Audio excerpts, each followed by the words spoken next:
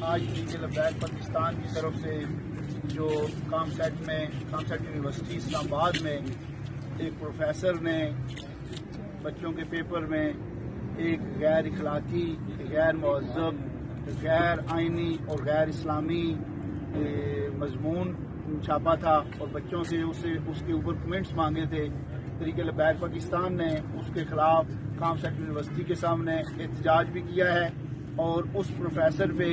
FIR درج کرانے کے لیے تھانہ شہزاد ٹاؤن میں تحریک لبیک کے پلیٹ فارم سے ایک درخواست بھی موو کی ہے۔ ہماری درخواست کو ٹیگ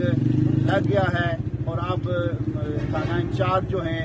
اشفاق صاحب ہمارے ساتھ موجود ہیں، انہوں نے ہمیں اس بات کی یقین دہانی کرائی ہے کہ انشاءاللہ 24 گھنٹے کے اندر